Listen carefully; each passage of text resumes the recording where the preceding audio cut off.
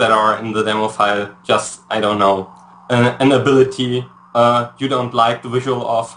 For example, there's a filter called remove FX, sorry, and you just type in, like, I don't know, photon torpedo, and it will search all the special effects that have to do something with photon torpedo, and you can remove them. I don't know why you would remove photon torpedoes, but maybe Shield Ring FX or stuff like that can remove pretty easily now. That's great. So that can make some pretty clean videos for people to play with in their machinima or whatever they're doing with it. Now, okay, hold on just one sec, because I think there was something I wanted to mention and I forgot what it was now. Oh, I got it. Now, you mentioned just previously that there are other people helping you out with this, so this is very much a community effort, and I actually wanted to point out to our viewers watching that this is also an open source project. You can actually access and take a look at the open source code available over on SourceForge, which also we have a link in our show notes, just to make sure that you can feel comfortable that, you know, this guy isn't making a tool that's going to steal your account info or anything like that. You can actually take a look at what he's doing with your files. Yes, actually there was someone who thought that his antivirus software had a problem with the tool. We couldn't figure it out because he wouldn't come back to me when I asked him about it, but if you have problems like that, just download the source code and get Visual Studio Star Edition or something like that and compile it yourself, and you're on the safe side. Yeah. Let's see. I feel like there's more features that I'd like to talk about. Well, at the end, or the last feature I'd like to talk about, but that because the implications are so huge, I think for Macmania is a costume replacement tool. Right. There just yesterday I implemented an incremental search so if you type let's Control back that F, up. So let's back that up a sec. I'll give a little introduction to it. Now, in terms of future features, I know that you are currently working on something that I think potentially, as you put it, has very far-reaching consequences. You're working on a way, if I understand this correctly, to actually swap the costumes of what are displayed in your demo files. Can you tell us what that can actually do for people that are making machinima? So you can get it right now. It's in the latest build I uploaded just 3 hours ago, and it works. Right. So you open a demo file, and you have a character in there, and you want to replace it with a character from another demo file.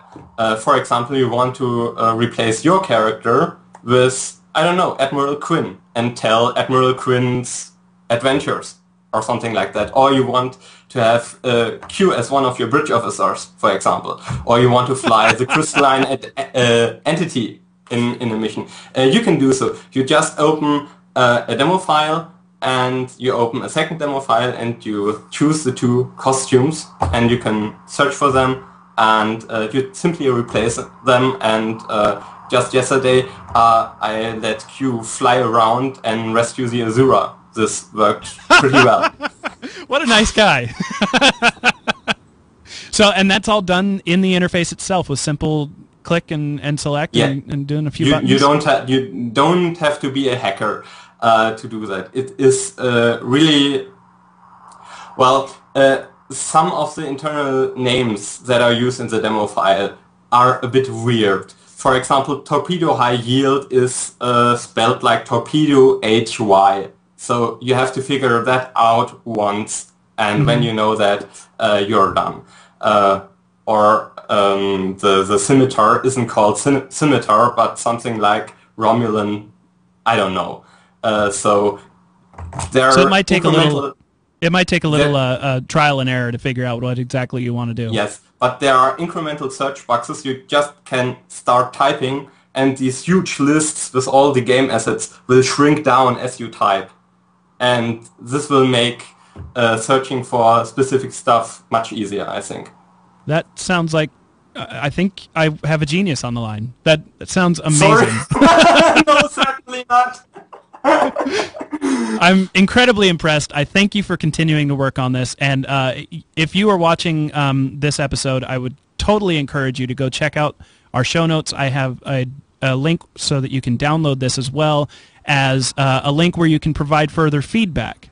Just as Chris said earlier, this is a community project. The more feedback he receives, the better functionality he can include for the future. So actually, I had one last question for you, Chris. When we capture our visuals, we just do it over a direct HDMI feed into our usual stuff. What software do you use? I know that's a question we get a lot, but we don't use any. So what do you use to make videos out of this? So there are different ways. I started out using Fraps. That has the downside that you need to have a graphics card that is as powerful as is required to render the video in real time and capture the video at the same time. So you need to have a really strong PC, and there will occur frame drops. A forum member pointed out to me that there is an internal mechanism in the game client that will automatically record a snapshot every 33 milliseconds and stops the demo and waits until the screenshot is recorded and then advances another 33 milliseconds. Oh, like a flipbook. Exactly. You will get an image sequence in your screenshots folder, and that's behind the button render demo.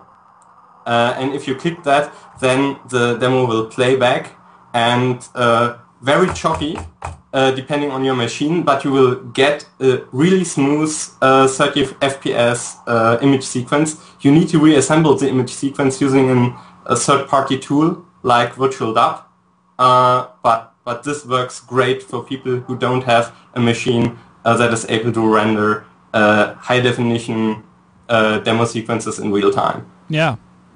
So that's great, and then just assemble it with a simple editor. Like I think I saw that you use Sony Vegas, right? At work we have access to Sony Vegas, and my boss is kind enough to let me use it.